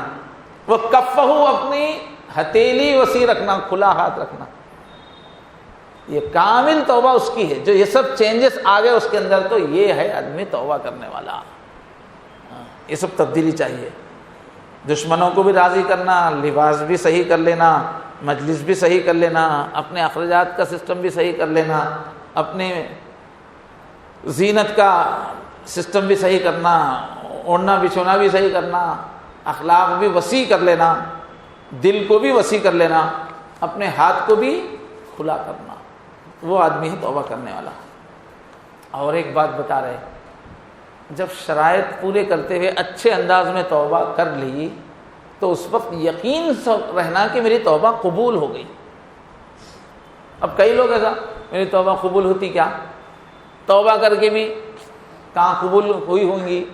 یہ سب شیطانی طریقے ہیں، شیطان بس مایوس کرنے کے طریقے ہیں، شیطان بندے کو اللہ سے دور کرنے کے. جب بھی شرائط پوری ہوں گی یعنی آدمی گناہ سے بچنے کی سچی نیت رکھے گا، پھر توبہ کرے گا، شرائط کو وہاں جگہ سے ہٹ جائے گا، تو ضرور توبہ قبول ہوگی، کیونکہ اللہ تعالیٰ رحیم ہے، تواب ہے۔ توبہ کر کے نہیں ہوتی ہوں گی، نہیں ہوئی ہوں گی، نہیں شک کرنا چاہیے، یہ بھی شیطانی طریقہ ہے آدمی کو بھٹکانے کا۔ دنیا میں کیا ہے، آفیسرز کیا کرتے ہیں، فائل اچھی خاصی سب رہنے کے باوجود بھی اٹکاتے رہتے ہیں آفسوں میں۔ اللہ کا آفس ویسا نہیں ہے، فائل صحیح ہے تو کیسا بھی آگے بڑھتی۔ تو شرائط توبہ پورا ہونے کے بعد یقین رہنا کہ توبہ قبول ہوئی ہے، اور موت سے پہلے گناہ قابل معافی ہے۔ کتنے بھی گناہ کیے ہوں گے، کتنی بار بھی کیا گیا، ابھی موت کا وقت نہیں آیا ہے تو معافی ہوتی ہے۔ 1 کروڑ بار کرے ہوں گے، پھر توبہ کرو، قبول ہو جائے گی۔ بالکل موت کی نشانیاں شروع ہو گئی، اس وقت کی توبہ قبول نہیں ہوتی، اس سے پہلے کی ہر توبہ، بڑے سے بڑے گناہ کی توبہ قبول ہوتی۔ اس لیے شک نہیں کرنا توبہ کے بارے میں، قبول ہوئی کہ نہیں ہوئی، مغفرت ہوئی کہ نہیں ہوئی۔ یہ قرآن مجید میں سورہ انفال میں ہے، قل للذین کفروا، کافروں سے کہیے اے نبی، ان ینتہوا، اگر وہ کفر سے رک جائیں گے، ان ینتہوا یغفر لہم ما قد سلف، تو اب تک جو ہوا سب معاف کر دیا جائے گا۔ جب کافروں کا کفر معاف کیا جا رہا ہے، ان کا سب کچھ معاف کیا جا رہا ہے، تو کفر سے بڑھ کے تو کوئی گناہ نہیں ہے نا۔ تو قبولیت کا یقین ہونا چاہیے، توبہ کرتے وقت اور دعا مانگتے وقت بھی قبولیت کی یقین کے ساتھ مانگنا چاہیے، اور ایک مرتبہ دل لگا کہ توبہ کر لینے کے بعد وہ گناہ کو بار بار یاد نہیں کرنا چاہیے، اس کا سین بار بار یاد نہیں کرنا چاہیے۔ وہ یاد کرنے سے اللہ سے وحشت پیدا ہو کے اور دوری ہو جاتی ہے۔ توبہ کر لیے ختم، پھر اس کو یاد نہیں کرنا بار بار۔ نیکی کی طرف زیادہ توجہ دینا، آئندہ اطاعت کی طرف زیادہ توجہ دینا۔ اور قبولیت کی علامتیں کیا ہے توبہ کی؟ جس کی توبہ قبول ہو جاتی ہے، ایک علامت یہ ہے کہ آئندہ گناہوں سے حفاظت ہوتی ہے۔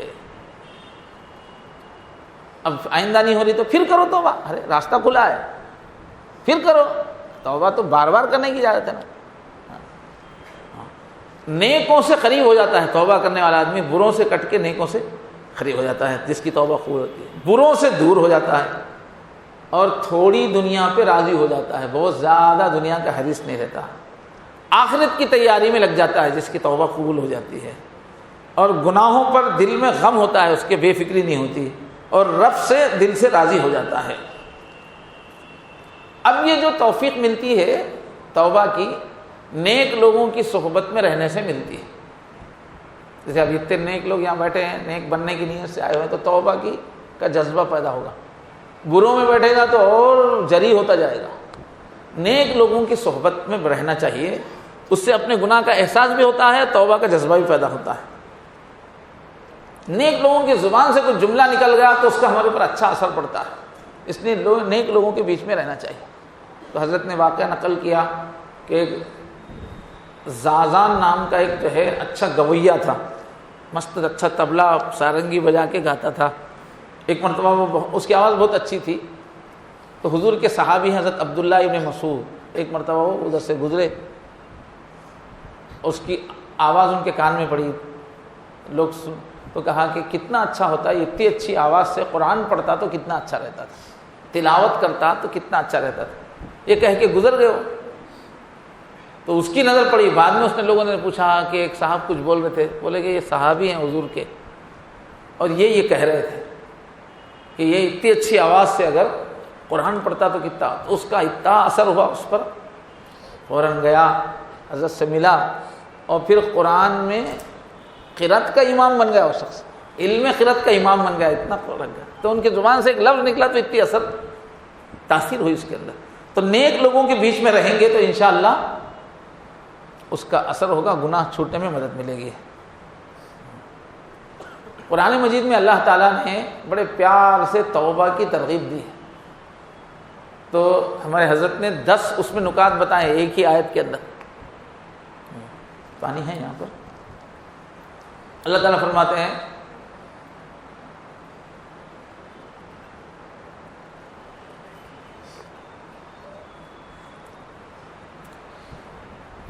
اے نبی آپ کہہ دیجئے، قل یا عبادی، اے میرے بندو. ذرا اللہ کی جہاں آیت آتی چوکنا ہو جانا، یوں سمجھنا پوری کائنات میں سے آواز آ رہی، کیا سمجھنا اللہ بول رہے نا، یہ پوری دنیا کا بنانے والا بول رہا ہے، میرے حد وجود سے ہر طرف سے آواز آ رہی، سمجھ اللہ بول رہا ہے نا. وہ بھی کیا بول رہے دیکھیے، اے نبی کہہ دو یا عبادی، میرے بندو. کون سے بندے؟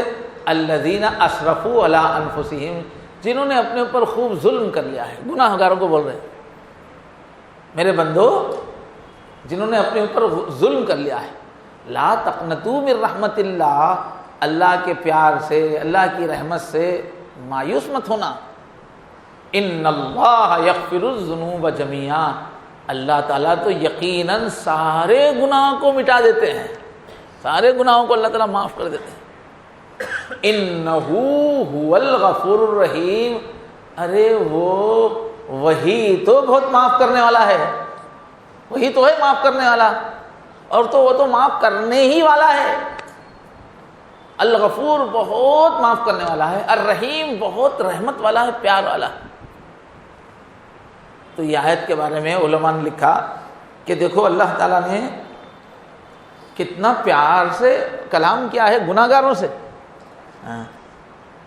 تو پہلے تو کیا ہے، گناہ گاروں کو مخاطب کرتے اللہ کیا بول رہے، میرے بندو بول رہے، ارے نافرمانو، ارے گدھو، ارے شیطانوں نہیں بول رہے اللہ تعالیٰ. غلطی ہوگی تو کیا ہونا چاہیے، غصہ آ کے جو ہے آدمی جو رشتہ ہے وہ توڑ دیتا. بچہ غلطی کرا، باپ غصے میں تو بیٹے بول کے بولتا ہے، ہاں ارے وہ گدھے بول کے بولتا، رشتہ نہیں بولتا. یا اللہ تعالیٰ کیا ہے، گناہ گار کو بھی کیا بول رہے، تو میرا بندہ ہے، اور کون ہے، بندہ ہے تو رشتہ. یا عبادی، عبد کہہ رہے ہیں اللہ تعالیٰ پیار سے، اور پھر میرے بندے کہہ رہے ہیں. دوسرا نقطہ کیا ہے، میرے بول کے اپنے سے رشتہ ہے، تو میرا ہے. تو گناہ کیا تو کیا ہوا، تو میرا نہیں ہے کیا، تو میرا ہی ہے. یا عبادی الذین اسرفوا علی انفسہم، اور اسرفوا علی انفسہم جنہوں نے اپنے اوپر ظلم کیا. کہ اس میں کیا ہوا اللہ تعالیٰ، گناہ کر کے تم میرا کچھ بگاڑے کیا بندو، گناہ کر کے میرا کچھ نہیں بگڑا کہ میں غصے میں آ جاؤں، میں انتقام لینا شروع کر دوں، میرا کچھ بھی نہیں گیا. الان کما کان، میری تو شان وہی ہے، تمہارا بگڑا. گناہ کر کے تم نے اپنے اوپر ظلم کیا ہے، میرے اوپر کوئی ظلم نہیں کیا. تو تم اگر توبہ کے لیے آؤ گے تو میں معاف کرنے میں ہچکچاؤں گی، تو میرا کیا گیا، میرا تو کچھ بھی نہیں گیا نا. تمہارے اوپر ظلم کر لیا تم نے، آ گئے تو میں معاف کر دوں گا، آ جاؤ. میرا کچھ گیا نہیں کہ میں بولوں گا کہ بدلے میں مجھے یہ چاہیے وہ چاہیے. میری شان تو ویسے ہی ہے. کیا ٹائم ہے اس کے، دیر سے شروع ہونا بہت. کیا فرمائے، لا تقنطوا، اب اتنے پیار سے بلانے کے بعد کیا بول رہے ہیں، لا تقنطوا من رحمت اللہ، اللہ تعالیٰ کی رحمت سے مایوس مت ہو جاؤ، اللہ معاف کرنے والے ہیں. پھر اس کے بعد اپنا نام کیا بول رہے ہیں، انہ هو الغفور الرحیم. بولے اس کا ایک نام ہے غفور، بہت معاف کرتا، اور ان کا ایک نام ہے رحیم، بہت پیار کرنے والا. ایسے مالک کی طرف پڑھنے میں پلٹنے میں کیا پریشانی ہے تم کو. پھر اور ایک کیا ہے، انہ هو الغفور ہے، صرف اللہ رحم کرنے والا ہے، معاف کرنے والا ہے. ایسا نہیں بول رہے ارے وہی تو معاف کرنے والا ہے، وہ تو معاف کرنے والا ہی ہے. بول رہے بیچ میں ہوا بڑھا دیے، وہ معاف نہیں کرے گا تو کون نہیں کرے گا، کون کرے گا، معاف کرے گا تم کو. بھائی بچہ میلا ہو گیا تو ماں نہیں دھلائیں گے تو کون، کیا چاچی دھلائیں گے کیا، راستہ چلنے والا دھلائے گا کیا. ارے وہ تو معاف کرنے ہی کو بیٹھا ہوا ہے، وہ تو معاف کرنے والا ہی ہے. پھر اس کے پاس جانے کے لیے کیوں پریشانی. بچہ گندا ہوگا تو کہاں جانا، امی کے پاس جانا، اور کہاں جاتا، پڑوسن کے پاس جاتا کیا. ارے وہ انہ هو الغفور، وہ تو معاف کرنے والا ہے، کیوں پھر اس کے پاس جانے میں تم کو پریشانی ہو رہی. تو یہ 10 پوائنٹ ہے. دیکھو اللہ اتنے پیار سے ہم کو بلا رہے ہیں کہ آؤ میرے بندو توبہ کرو، آؤ میرے بندو توبہ کرو. تو ضرورت اس بات کی ہے کہ ہم توبہ کریں. صحابہ کرام کو بڑی فکر ہوتی تھی توبہ کی، ہمیشہ کثرت سے استغفار کرتے تھے، اور پکی توبہ کرنا، اچھا پکڑ کے ساتھ. ایک اللہ کے نیک بندے نے توبہ کی، کیسا کہ بیٹھ کے ایک دن پورا جائزہ لیا پوری زندگی کا غور سے جائزہ لیا کتنے گناہ ہوئے ہیں، تو لسٹ بنائی تو اچھا دماغ کام کیا ان کا، 37 گناہ نکلے ہوں گے پوری زندگی میں۔ کتنے یاد آئے ان کو؟ 37 گناہ یاد آئے۔ ہم لوگ تو اتنا کیے کہ لسٹ نہیں بنا سکتے بیٹھے تھے۔ جس کو احساس رہتا انہیں یاد رکھیں گے نا، جس کو احساس نہیں رہتا 37 کیا رہتے یاد ہی نہیں رہتا، کب ہوا کرے بھول گئے 37 گناہ نکلے ان کے کبیرہ گناہ، اتنی بار ہو گئے۔ اب انہوں نے توبہ کیسا کی؟ تو انہوں نے کیا کیا کہ میں ایک ایک گناہ کے بدلے میں 1000 مرتبہ استغفار کروں گا، معافی مانگوں گا، ایک گناہ کے بدلے میں 1000 بار استغفار، اور ایک ایک گناہ کے بدلے میں 1000 رکعت نماز پڑھوں گا، 1000 رکعت نماز، ہاں، اور ایک ایک گناہ کے بدلے میں 2 قرآن پڑھوں گا۔ اتنا سب کیا انہوں نے ایک ایک گناہ کے بدلے میں، پھر بھی روتے تھے یا اللہ گناہ ہوا کیوں، مالک کیوں ناراض کرنے کی حرکت کیوں ہوئی؟ تو ندامت ہونا بہت ضروری ہے۔ حضرت عمر رضی اللہ عنہ کتنے بڑے صحابی ہیں، حضور نے فرمایا میرے بعد کوئی نبی ہوتے تو عمر ہوتے، مگر ان کو اپنے گناہ معاف کرانے کا بڑا جذبہ رہتا تھا، گناہ معاف ہو جائے۔ تو وہ بچوں سے بولتے تھے، کئی بچے ملے بٹھا کے، بیٹا تم سے گناہ نہیں ہوا ہے، تم لوگ بے گناہ ہو، تمہاری بات اللہ تعالیٰ قبول کرتے ہیں، تم میرے واسطے دعا کرو، بولتے بچوں سے بولتے تھے کہ دعا کرو۔ اتنی فکر ہے، اتنا اسلام پھیلا ان کے ذریعے سے، مگر اتنی فکر ہے۔ اور حضرت ابو ہریرہ رضی اللہ عنہ سب سے زیادہ حدیثیں ان سے ہی ہم تک پہنچی، حضرت ابو ہریرہ، سمجھے؟ وہ بھی کیا کرتے تھے، بچوں کو بولتے تھے بیٹا میرے واسطے تم دعا کرو۔ بچے تو گناہ کی معافی کی دعا ان کے لیے کرتے تو یہ آمین آمین بولتے تھے، یا اللہ ان کی تو سن لے۔ یہ ہوتا ہے مومن کا اللہ سے تعلق، وہ گناہ کرتا ہے تو تڑپ جاتا ہے، میرے اللہ یہ کیا ہو گیا۔ جب تک اپنے اللہ کو منا نہ لے اس کو چین نہیں آتا۔ اگر ہم اللہ کے سچے طالب ہیں تو گناہوں کے بارے میں تڑپنا بہت ضروری ہے۔ اور اب تو ہم لوگ کتنی بڑی نیت لے کے آئے صاحب، یہاں بیعت ہونے کا مطلب ہی تھا نیکوں کے راستے پہ آنا، نسبت حاصل کرنا۔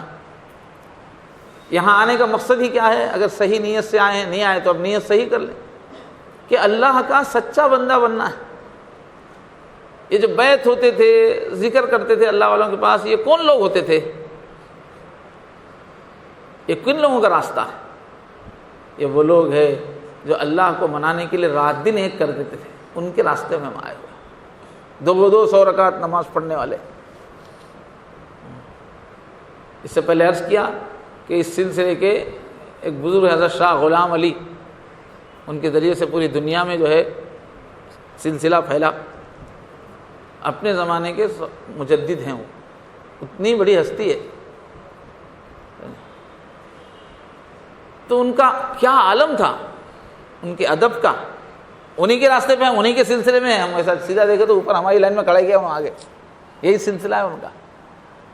ان کا حال یہ تھا کہ اللہ، چونکہ یہ سلسلے میں ہمیشہ آدمی اللہ کو یاد رکھتا ہے، اللہ کو یاد رکھنے کی وجہ سے ادب کی کیفیت آ جاتی ہے۔ تو اللہ کے ادب کی ان کی کیفیت یہ تھی کہ ساری زندگی پیر پھیلا کے نہیں سوئے، ان کو پیر پھیلانے ہمت نہیں ہوتی تھی۔ اللہ دیکھ رہے میں کیسا پیر پھیلاؤں، سر سکڑ کے نیند آ گئی تو سکڑ کے ایک فقیر غلام کی طرح سو جاتے تھے، یعنی کہ تان کے سو رہے ہیں۔ پوری زندگی پیر نہیں پھیلایا انہوں نے۔ یہ اللہ کے چاہنے والوں کا راستہ ہے بھائی، یہ عبد القادر جیلانی رحمۃ اللہ علیہ کا راستہ ہے، یہ خواجہ معین الدین چشتی رحمۃ اللہ علیہ کا راستہ ہے، یہ حضرت مولانا الیاس رحمۃ اللہ علیہ کا راستہ ہے، یہ حضرت تھانوی کا راستہ ہے۔ یہ ایک طرف اس راستے پہ ہم لوگ چل رہے ہیں اور دوسری طرف اپنے کو دیکھو تو کیا حال ہے۔ دیکھو گزشتہ ایک ہفتہ کیسا گزرا، کتنی راتیں آباد تھی، کتنی راتیں برباد تھی، کیسا گزرا گزشتہ مہینہ۔ نمازوں کا کیا حال تھا، جماعتوں کی پابندی کتنی تھی، تکبیر اولیٰ کی پابندی کتنی تھی، کتنے گناہ ہوئے، یاد کرنا چاہیں تو یاد بھی نہیں آ رہا ہے، کتنی کوتاہیاں۔ اب آگے کل تک بیٹھنا ہے، کل تک کچھ فائدہ اٹھانا ہے تو پہلے معافی مانگنا پڑے گا۔ اللہ ہم اس راستے پہ چلنے کی سچی نیت لے کے آئے ہیں، اللہ ہم آپ کے فرمانبردار بندوں کا راستہ چلیں گے، ضرور چلیں گے اللہ، اس لیے کہ آپ کا راستہ نہیں چلیں گے تو بربادی کے سوا کیا ہے۔ یعنی کہ نہیں چلو چھوڑ دیں گے، اتنا مشکل راستہ ہے، اتنا پاک صاف رہنا ہے، گناہوں سے بچنا ہے، کہاں ہوتا بھائی چھوڑ دیں گے، تو چھوڑیں گے تو جائیں گے کہاں پھر؟ کلمہ پڑھ کے تو یہ راستے پہ آ ہی گئے ہیں۔ اگر ہم اطاعت کا راستہ چھوڑیں گے، ذکر کا راستہ چھوڑیں گے، اللہ کے نیک بندوں کا راستہ چھوڑیں گے تو جہنم کے علاوہ اور کیا ہے؟ کوئی آپشن نہیں ہے نا ہمارے سامنے، راستہ ایک ہی ہے اللہ تک پہنچانے کا، اور یہ راستہ توبہ کے ساتھ چلے گا، گناہ کو چھوڑنے کے ساتھ چلے گا۔ سلوک کے راستے میں پہلا قدم ہے گناہ کو چھوڑنا، چھوڑنے کا پکا ارادہ کرنا، ہر وقت چھوڑنے کا ارادہ رکھنا، گناہ کے ساتھ دوستی کا ارادہ نہیں رکھنا۔ تو اب آگے کی محفلوں میں ہم کو فیض پہنچے، وہ اس پہ منحصر ہے کہ پہلے دل سے توبہ کریں۔ تو اب تھوڑی دیر مراقبہ کریں گے، پھر توبہ کریں گے۔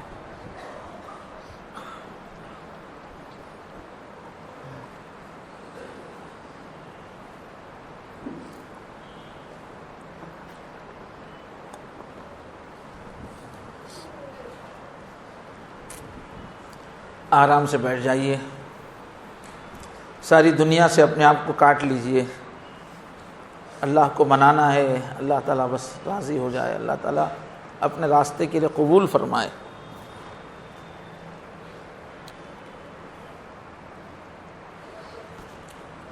آرام سے بیٹھ جائیں، اپنے ہاتھوں کو باندھ کے گود میں رکھ لیجئے، کمر سیدھی رکھیے، پوری توجہ اللہ کی طرف کر لیں۔ پھر یہ نیت کریں اللہ کی رحمت آ رہی ہے، میرے دل میں سما رہی ہے، میرے دل سے گناہوں کی ظلمت دور ہو رہی ہے، اور میرا دل کہہ رہا ہے اللہ اللہ اللہ۔ شروع کر دیں۔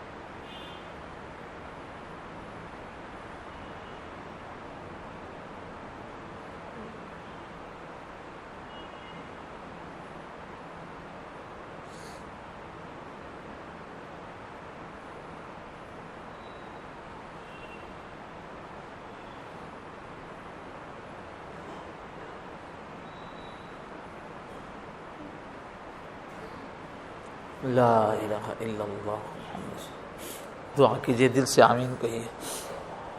لا الہ الا اللہ الحلیم الکریم، لا الہ الا اللہ الحلیم الکریم، سبحان اللہ رب العرش العظیم، والحمد للہ رب العالمین۔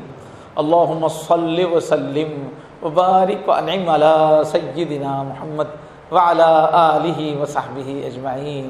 یا کریم یا اللہ، یا رحیم یا اللہ، یا ودود یا اللہ، یا حنان یا اللہ، یا منان یا اللہ، یا تواب یا تواب یا تواب، یا غفور یا اللہ، یا غفور یا اللہ، یا غفور یا اللہ، یا غفار یا اللہ، یا غفار یا اللہ، یا غفار یا اللہ، یا رحیم یا اللہ، یا ارحم الراحمین، یا ارحم الراحمین، یا ارحم الراحمین۔ اے ہمارے پیارے اللہ، اے ہمارے پیارے اللہ، اے ہمارے پیارے اللہ، آپ سے بڑھ کے پیارا کون ہو سکتا ہے اللہ؟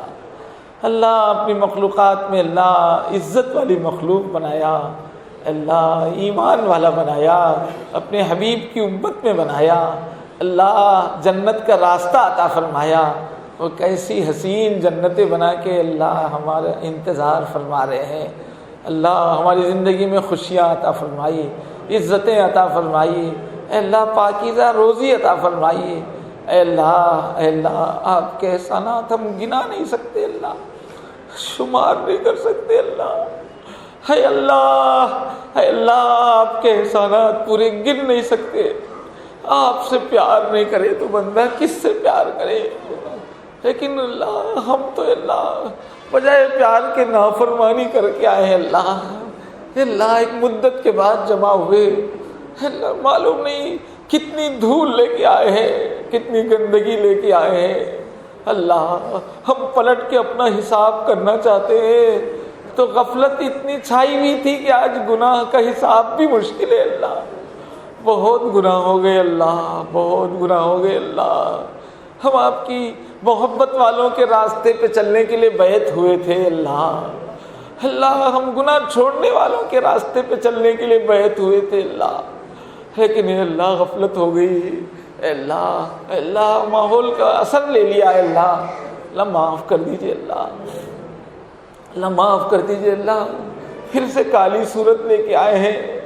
اللہ آپ چاہیں تو دھکے دے کے بھگا سکتے ہیں، اللہ مسجد میں داخل ہونے سے بھی روک دے سکتے ہیں۔ اللہ ہمارے اعمال ایسے، ہمارے اعمال ایسے۔ اللہ لیکن انصاف نہیں کیجیے، رحم کیجیے۔ اللہ انصاف کریں گے تو ہم تو اس محفل میں بیٹھنے کے قابل نہیں ہے۔ اللہ معاف کر دیجیے، اللہ اپنے رحم سے معاف کر دیجیے۔ اللہ آپ کو چھوڑ کے کوئی خدا نہیں ہے کہ اس کے پاس جایا جا سکے۔ اللہ توبہ کے علاوہ کوئی راستہ نہیں ہے کہ اس پہ چلا جا سکے۔ اللہ توبہ قبول کر لیجیے۔ اللہ گناہوں کو چھوڑنے کا ارادہ کرتے ہیں۔ اللہ ہمارے ایک ایک گناہ ہم کو سمجھا دیجیے۔ اللہ بدقسمت وہ ہے جس کو اپنا گناہ بھی نہ سمجھ میں آئے۔ اللہم ارنا الحق حقا وارزقنا اتباعہ وارنا الباطل باطلا وارزقنا اجتنابہ۔ اللہ جو گناہ ہے اس کو ہماری نگاہوں میں اللہ ذلیل کر دیجئے۔ اللہ جو گناہ کی چیز ہے اس کو ہماری نگاہوں میں نفرت ڈال دیجئے۔ اللہ گناہ سے محبت ختم کر دیجئے۔ اللہ اپنے گناہوں سے نفرت پیدا فرمائیے۔ اللہ جو چیز اللہ غلط ہے اس کو غلط سمجھائیے۔ اللہ اس کو چھوڑنے کی توفیق دیجئے۔ اللہ جو چیز صحیح ہے اس کو صحیح سمجھائیے اللہ، اور اسے اختیار کرنے کی توفیق دیجئے۔ اللہ ہماری سوچ کو درست کر دیجئے۔ اللہ ہمارے دیکھنے کے انداز کو دور کر دیجئے۔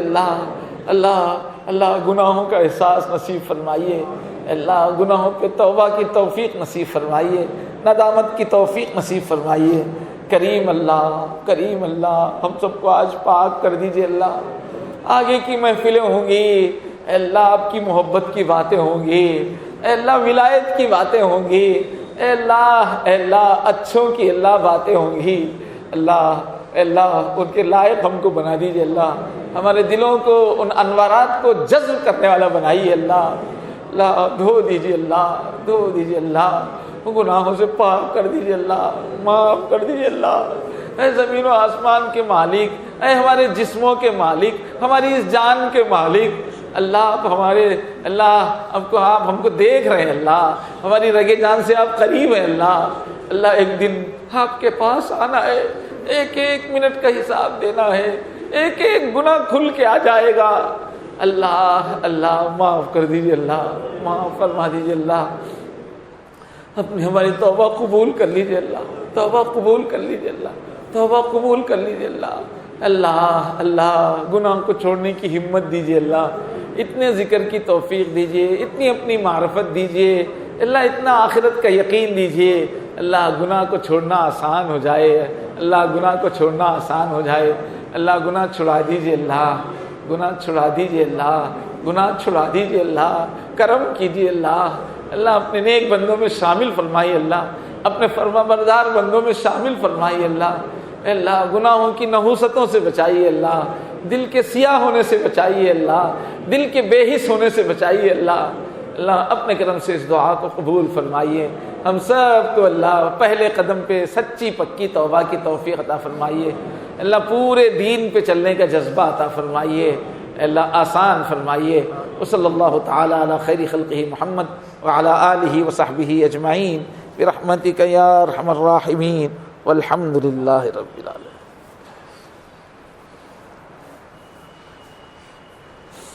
ٹائم ٹیبل میں کیا ہے اب؟